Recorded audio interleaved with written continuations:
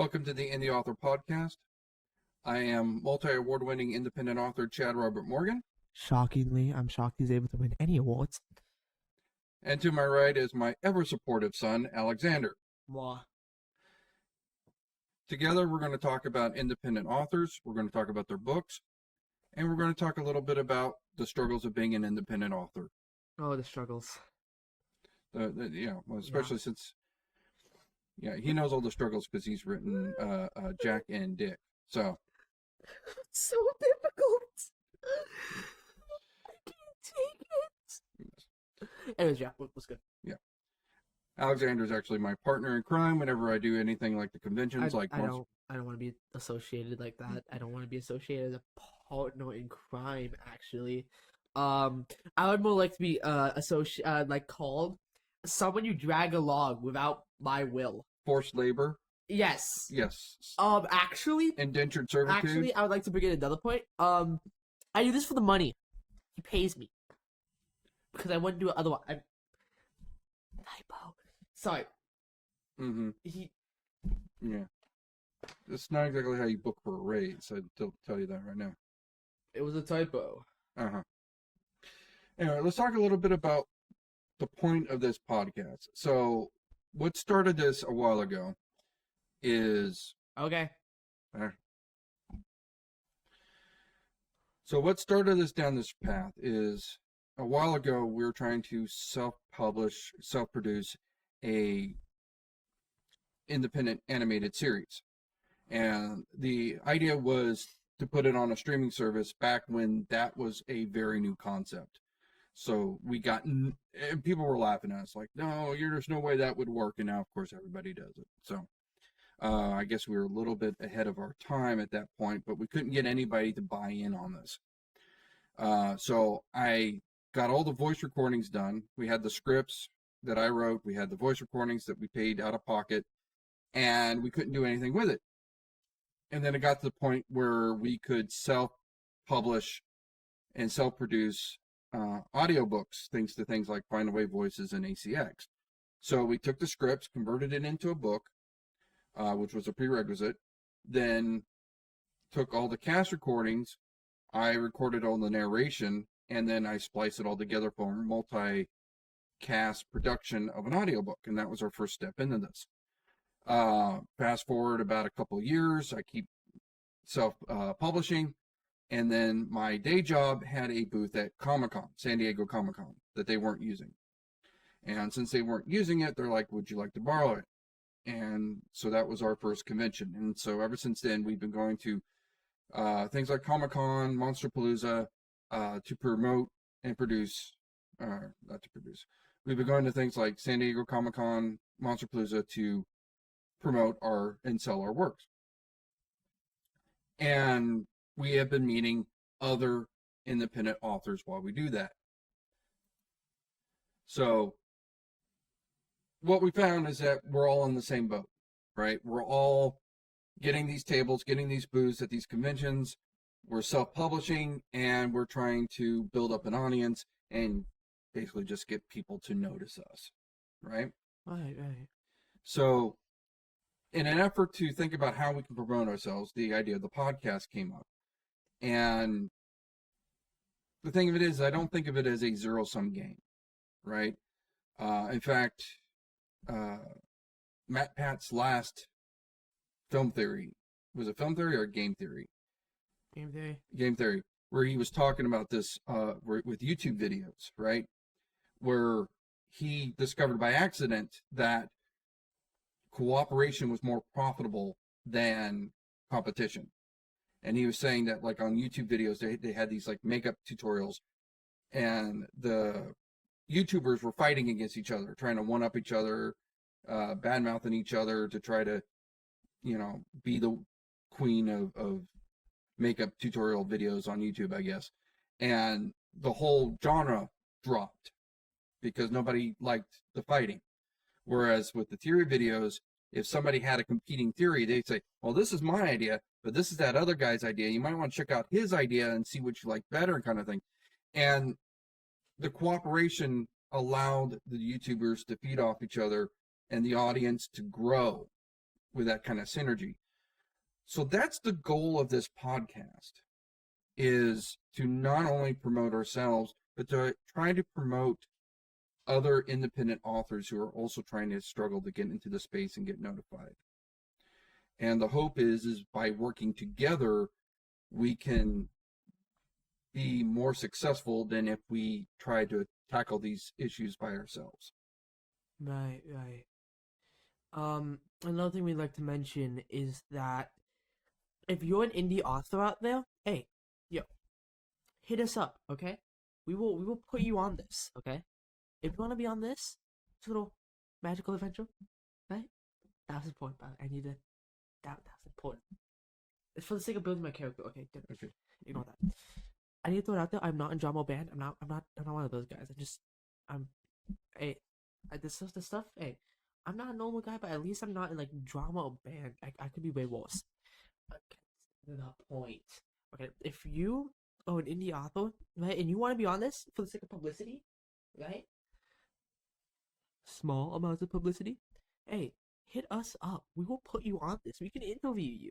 Okay, we can ask your writing advice, your take on a point, all that other stuff. You know, that's what I want to say. Share your novel with the 3 viewers that we have for our podcast, right? Yeah. Well, I mean, there's 3 more than you had before. You know, unless they already bought the book already. in which case, you're screwed. But I'm not gonna mention that. I'm not gonna make. On that point, let's talk about what books we're going to talk about on this podcast. So in order to qualify for the podcast, you have to be either indie or small press. So Stephen King is not going to be talked about on this podcast. Sadly, I know he needs it right now. He doesn't really need the help. J.K. Rowling doesn't need the help. I mean, no, well, J.K. Rowling might need the help, but she might need a totally different type of help. Yeah, PR team, yikes. Yeah. So topics. So we will primarily cover topics such as sci-fi, horror, comedy. This is mainly because... No romance? We can. I was getting to that. The point is that the indie authors that we're reviewing are indie authors that we're meeting, and we're meeting indie authors at things like Monsterpalooza and Comic-Con. So there's kind of a thread going there, if you know what I mean. There's a trend. Right. And of course, we're buying those books because those are books that we're interested in it. Maybe. But if you're an indie author, like Alex was saying, that's into romance, you know, hit us up. So what books will we not be covering? Primarily erotica. Like if it's just basically straight out porn, be honest, it's probably a felony to give it to this kid, right? He's underage, right? I'm a minor. The other thing I was thinking that's a disqualification is anything in the vein of Mein Kampf. Oh. Yeah. Oh. So, okay. Anything that is like the white supremacist handbook, no. We're gonna do a pass on that. My favorite book. Okay, try to get us canceled before the first episode, why don't you? Dude. I can't take this. But yeah, nothing propaganda-y, no Mein Kampf, no Communist Manifesto, what else is... What was that? No Harry Potter. What was that one? The Anarchist Handbook or something like that? The what? No, there was a while. It was like on the internet where I think Krasinski was reading it and he was like figuring out how to do his mail order bombs through that or something like that, you know. Is it actually called the Anarchist Handbook? Oh my god, it was. Yeah, you see, I think I'm making this stuff up.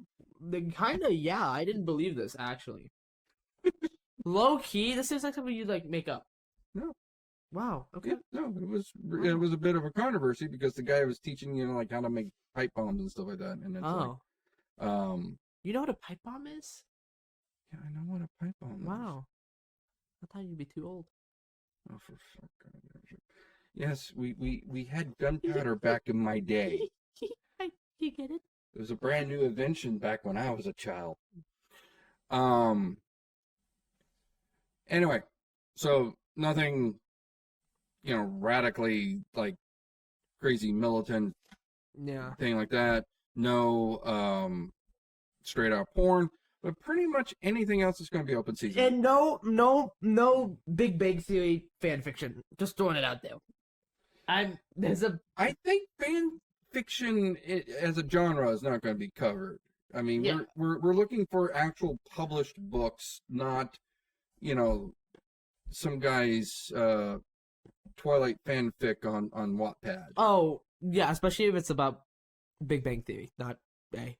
What are you getting this Big Bang Theory? Dude, just saying, I don't want to. I don't. Is there Big Bang Theory fan fiction? Is that a Do thing? you want me to look it up? I'm afraid to. Oh, dude, I got this. Don't worry. Oh Lord. Anyway, while he's looking that up, so the best way to get a book to us really is Audible promo code. Send us a promo code. Costs you nothing. We download it for free. We listen to it. You found Big Bang fan theory or fan fiction, didn't you? No! Good Lord. Oh no! I don't want to look at that anymore. I didn't even press search, and I'm already like traumatized. But dude, Yeah, no, the internet is a scary, scary place. I don't think I can take this much longer. I don't think I can take this. I can't take this. I can't take this. Yes, and this professional broadcast is just going to get the authors just lined up around the block to get interviewed by us. Oh God. If you're about done. Yeah. Okay. All right. So is there anything else we need to cover before we get into the first book review? I covered the main point. I covered the main point. Yeah. As you can see, we're totally professional around here. Yeah, we're totally on recording this in our kitchen. Yeah. We're just two broke bastards sitting around the kitchen table, not knowing what the hell we're doing. Hey, I know exactly what I'm doing. Uh-huh. Yeah. I should say I know exactly what I'm doing. Right. Let me kick my feet up. Well, I've never had a little thing like not knowing what the hell I'm doing ever stopped me before. So Yeah. Hey, you know what they say, right? no. If you fail once, do it again at the exact same time. Why?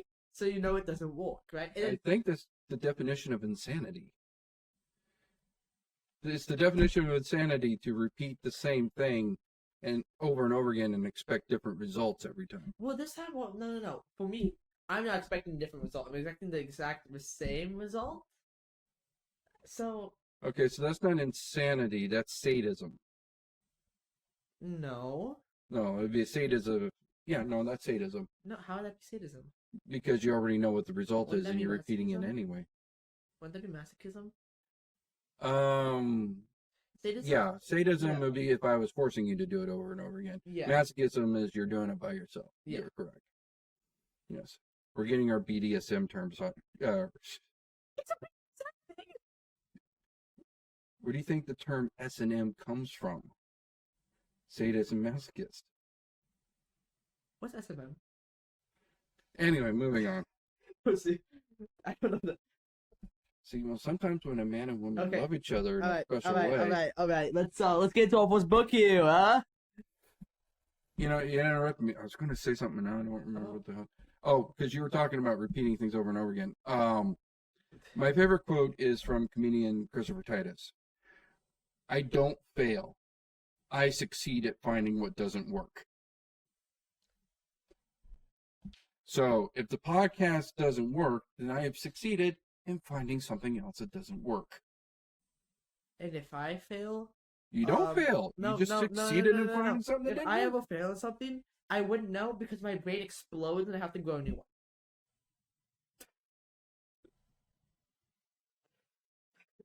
Moving on. Wait. What?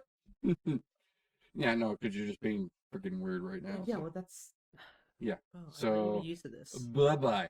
So... Aw. I thought you'd be used to this at this point, honestly. No, you're cranking it up to 11. Yeah, well... Yeah. Yeah. Actually, okay. Yeah. True. Yeah. Well... Maybe take it back down to about a 9. Yeah, well, that's because I'm trying to have a good time, you know? I gotta keep myself entertained. Well, you can have a good time and just not be weird. Well, that's not true, actually. Mm-hmm. What? You're weird when you want to have fun. I've seen you, Sometimes I'm weird just to mess with you. which is exactly what I'm doing. Uh-huh. You seem pretty pet peeved right now. Yes, but you do realize this is going to be broadcast to the internet for the entire world to see, and so you acting weird to weird me out It's gets both of us out. gets seen potentially by millions of people. Yeah, but it's both of us out. I'm not weirded out. You're just being weird. That's all. Yeah, but no, you seem pretty weirded out right now. You're going to so edit this stuff out. I swear to God. No. Snip, snip. Okay. Whoa. Okay, I was gonna. It's a Dana Carvey line. I don't. Hey, just because I don't get it doesn't mean it wasn't a cool motion, dude. Yeah, just snip, snip. Anyways, let's introduce our book here. So our first ever book review. Now we're not going to do like a review like this is a 4-star, 5-star, whatever. We're just going to tell you what we thought of the book. I'm not going to make any real recommendations because I feel reviews are very, very subjective. Right? Yeah. I've had people. Honest to God, there's a guy I know that wrote God in the Shed, and somebody was talking about reviews and everything like that. And he said he got this one review that was like, oh, this book is horrible. It's all disgusting. There's all this blood and gore and everything like that. And 20 people lined up to buy the book right after they read that, right? So, it's subjective. What one person's going to like, another person's not going to like, So I don't want to kind of impose that into the review. I just want to let you know what we thought of the book, what it's about, and let you make your own decision from there, right? So the first book we're going to go over is, and that Mike picks all that up, right? It was a jumble. Okay. Is As Seen on TV by John Wayne Comunale. John Wayne Comunale. Yes, that's right. See. Pro tip number 1, learn how to pronounce the author's name. Yeah. John Wayne Comunale. It's the professional lady moment. We're so good at this. Yes, we are trained professionals. Now, I say we start off. Why are you looking at him like that? We're good. Why don't you go ahead and read the blurb on the back? The blurb on the back. Artie's a serial killer obsessed with as seen on TV products. Collecting and modifying these items is his only passion outside of killing, which he's been doing for a long time. Far longer than most of his peers. But Artie always took special care to make sure he remained free. Okay. Well, you laughed at me. Now a strange, small man has moved next door to him, and the smell of popcorn hangs thick in the air. After a few odd interactions with him, Artie starts to wonder if there's something other than himself that's kept him from being caught.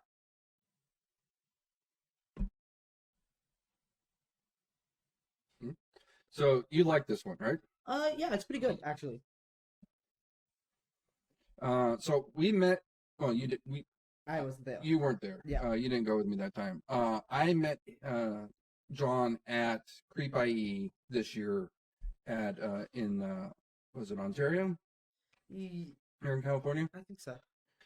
Creep IE is a horror convention in the Inland Empire. Really nice convention. Had a bunch of fun on that one. Hoping to get us a spot in there next year. If you guys are watching. I was talking to another independent author. He says, "Yeah, I just met this other guy, John Wayne. Doesn't look at anything at all like John Wayne." I was like, "Okay."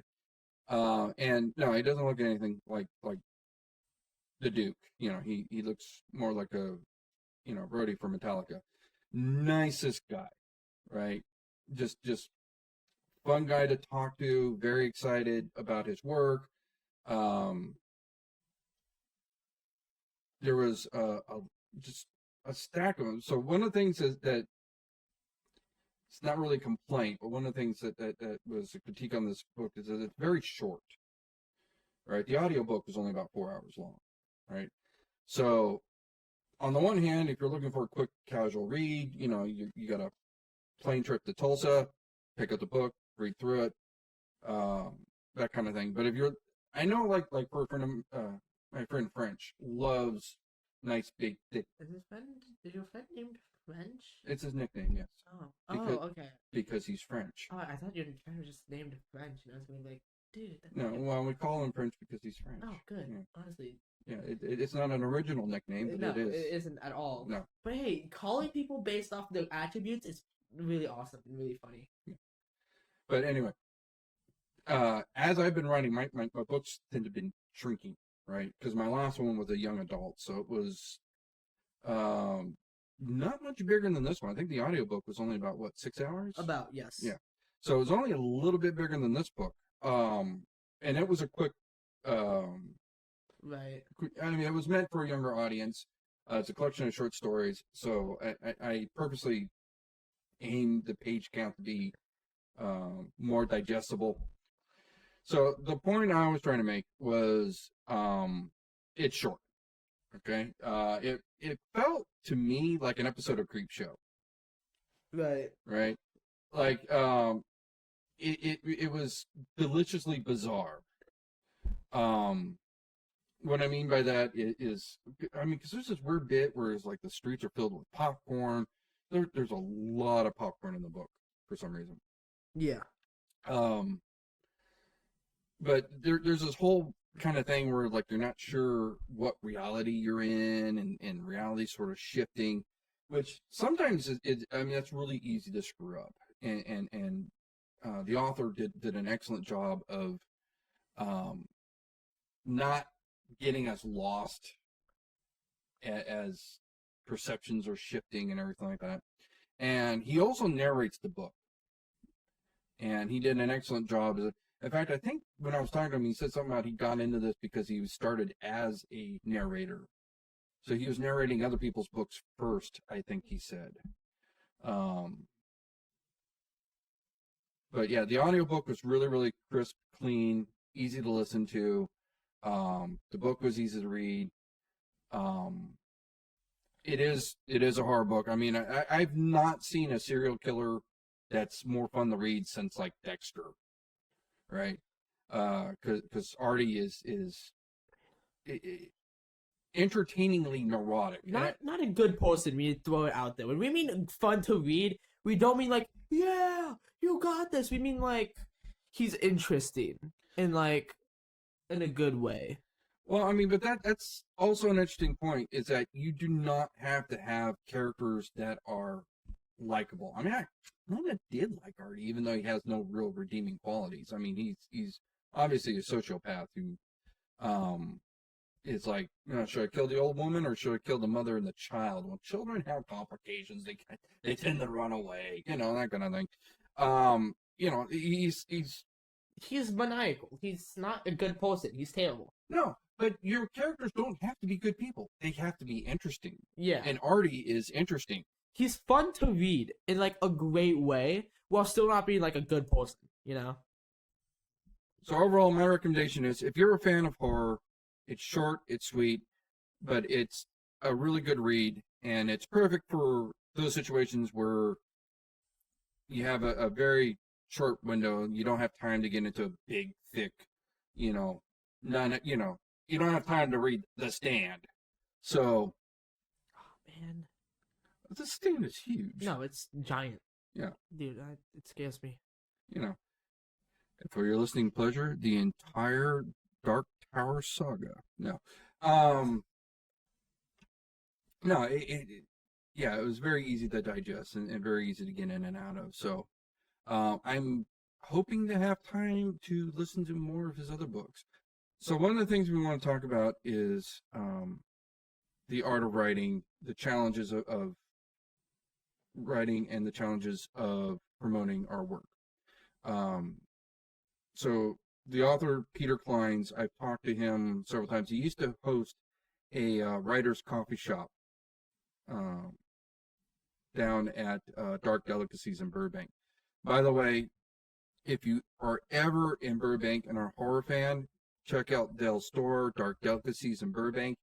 It is awesome. Actually, as someone who normally like doesn't go into like novel bookstores like that, where it's like all like spooky and all, I thought it was cool. Okay, this place, if you're a horror fan, it's full of a lot of horror memorabilia, a lot of good horror books, a lot of good indie horror books. It's amazing if you're a fan of anything horror. So yeah, this is not a paid promotion. Doesn't even know we're doing this. Doesn't even know about the podcast. We're just fans of the store. We used to go there. We used to go down there about once a month because the author Peter Kleins would hold the local chapter of the Writers Coffee House there. This was before the pandemic. There are still chapters of the Writers Coffee House throughout the country. So I would highly recommend, if you are a young, not even young, but if you are a struggling author, you're an independent author trying to get,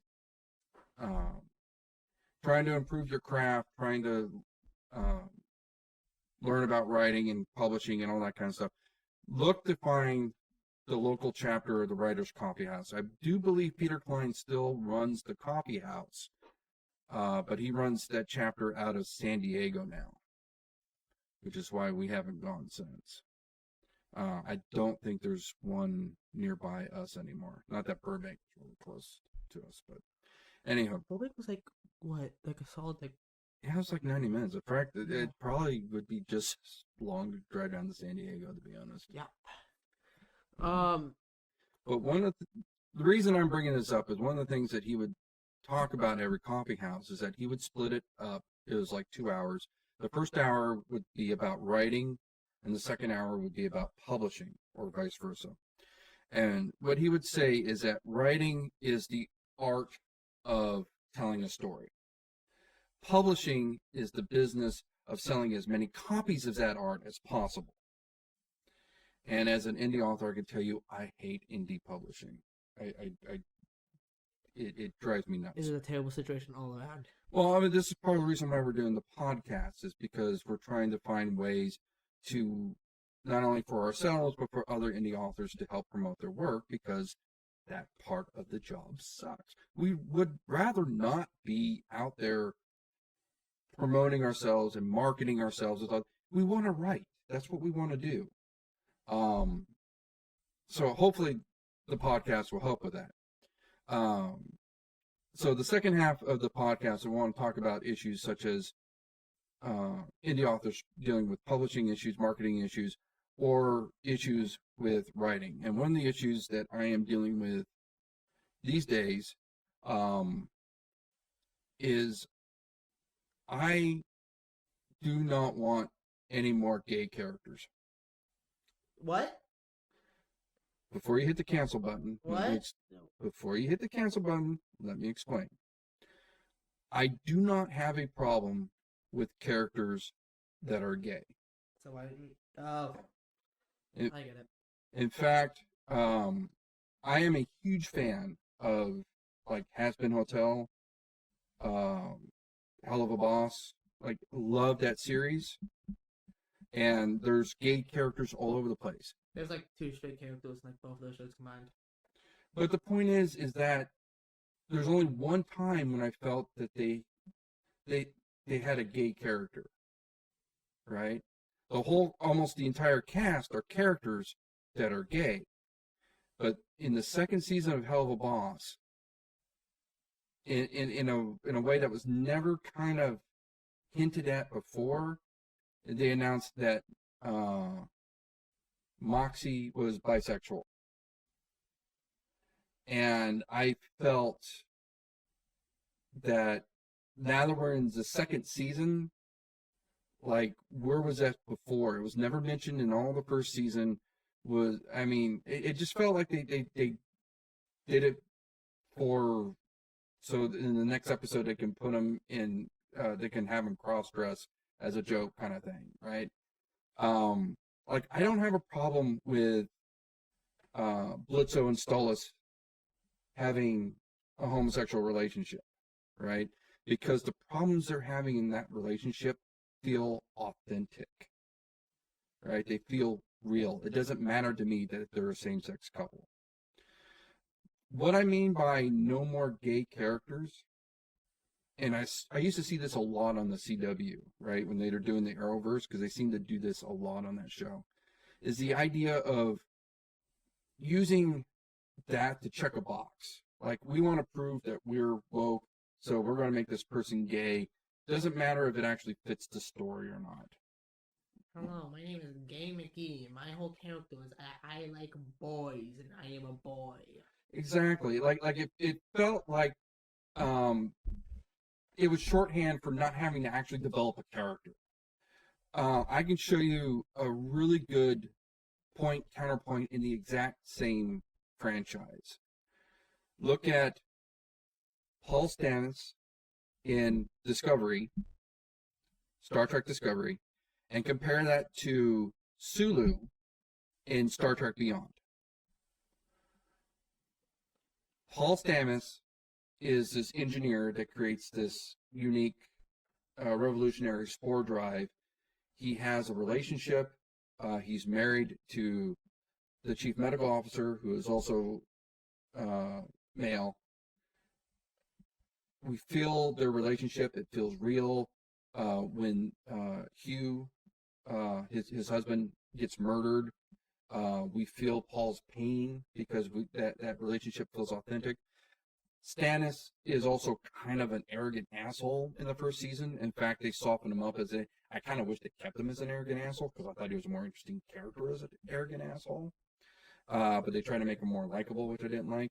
But I mean, he's not there to be the token gay guy. He is the chief engineer. He is the genius that created this revolutionary spore drive. And he's also gay. But that's part of his character. He's not there to be the gay character.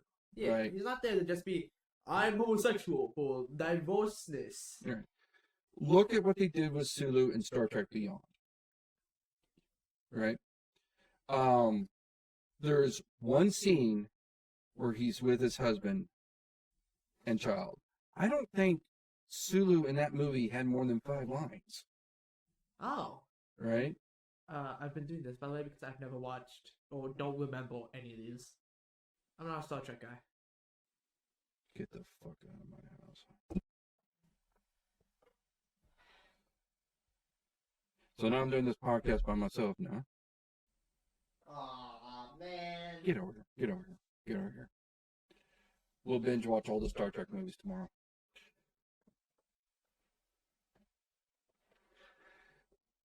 Point being is Sulu in the first 2 movies. Like, we'll ignore all the original Star Trek. Let's just go off of the reboot, what they call the Kelvin timeline.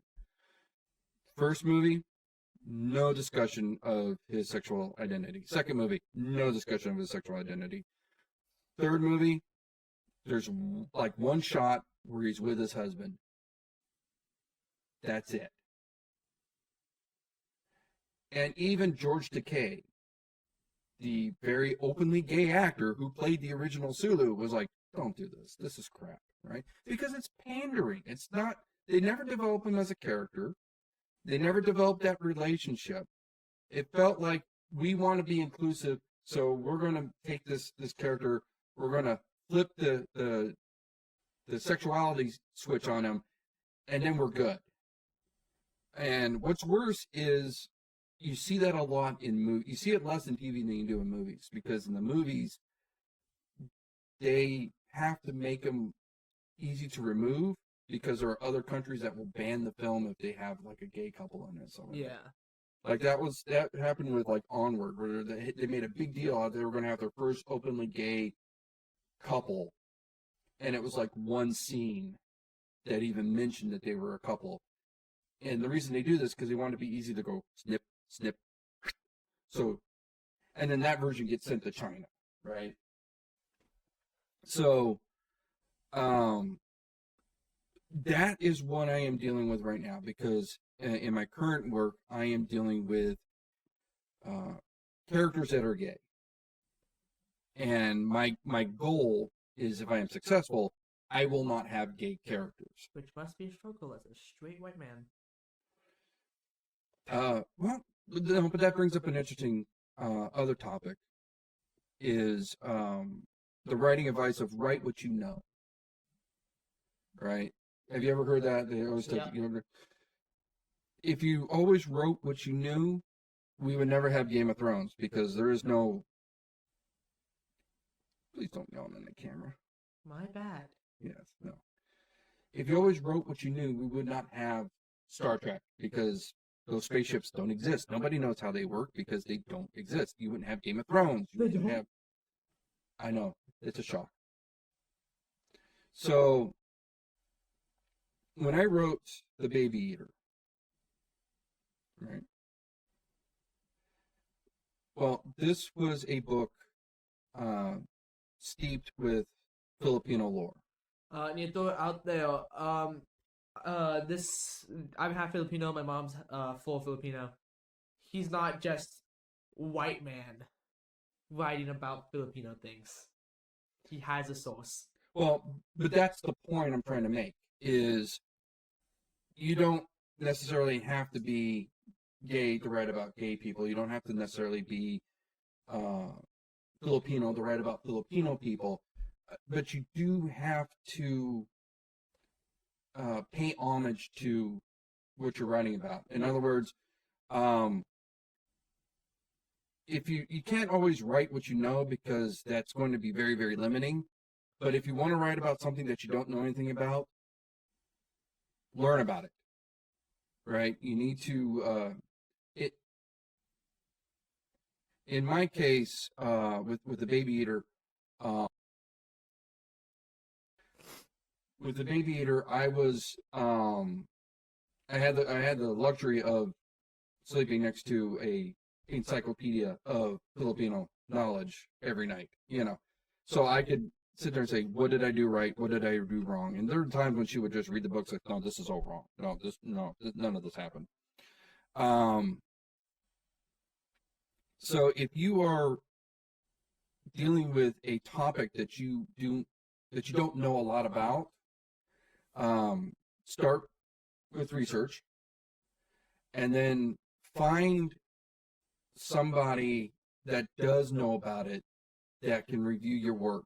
I mean, but that gets back to your point about the straight white man writing about gay characters. Is my goal in that is to hopefully have beta readers that are homosexual, that can tell me, this does not reflect what I go through, or this is similar to what I went through, and to let me know what I got right and what I got wrong. Because I do think it's important to get it right. You know what I mean? You don't want to write something that's just. I kind of did that a little bit in the last write, where I started like the research late, and I had already gone down this path of having Native Americans in the book, and the further down I went in the writing and started doing research, I realized that they weren't lining up, and I had to kind of do a lot of revisions and do some creative explaining why my characters here didn't quite match the real life experiences of Native Americans and that kind of thing. Like, for example, there's a reason why Charlie leaves the reservation and kind of goes on his own way and turns his back on his grandfather and his grandfather's people, because it made it very convenient for me to not have to make him, with the authentic Native American experience, because he left the reservation. You know what I mean? So, and when I did the last write, I'm like, okay, I'm not going to do that again. I kind of learned as I was writing the mistake of not knowing the subject well enough. So that is my challenge on this next book, is that I am writing characters that are gay, and if I fail at the end of the book, I'm going to have gay characters. If I succeed, I will have characters that are gay, and that's the difference. And that gets back to a larger thing, whereas you can't just use things like sexuality or ethnicity or things like that as shorthand. It's kind of like that South Park episode where Stan finally realized that his name was Tolkien and not Token, right? Because for the longest time he was the token black guy in the show, right? That's what you don't want to have in your writing. You don't want to have the token that guy, whether it's, gay, Asian, straight, whatever, the kind of, you want your characters to be characters first, and then whatever else as part of their character, not their sole defining characteristic. Right. Okay, so there's multiple ways you can support us. The first is buy one of our books. Okay, so they're available on Amazon, Barnes and Noble, pretty much anywhere that you sell books. They are also available on Audible, iTunes. The first book I did is now on Spotify. Do a search for Chad Robert Morgan. We have 2 different franchises, technically 2.5. So we have our horror franchise, which is The Last Rite. The books in that series is The Last Rite, followed by the multi-award winning book, The Baby Eater. Then we have sort of our spin-off franchise for the young adults, which is The Short Bites. On the other hand, we have Intergalactic Space Force, like the Space Force, but more bigly, followed by Intergalactic Space Force, The Cherub Threat. Search for any of those titles on Amazon or Barnes & Noble. You should find it. You can also go to our store at shopspectralinc.com, where you can find links to our books. You can buy the books from us directly, and you can also buy a lot of our merch, such as these awesome shirts. And the last thing that you can do is, and it costs you absolutely nothing, is tell people about us. So all this is on the Mel Brooks principle. I've never heard what that is before. Why don't you inform me? That wasn't rehearsed. It was. Anyways, no, go. I believe in you. Mel Brooks, creator of The Producers, among other things. One of the lyrics of the overture of The Producers goes something along the lines of, if you like what you see, tell all your friends about it. If you didn't, keep your big mouth shut. So, if you like what you see, like what you hear, tell all your friends about it. If you didn't, this is Pod Save America. So, yep. If you didn't like our books, what's wrong with you? And I think with that, I think it's about time we end this. I think we can wrap this up. You've got a lot of editing to do. Oh no.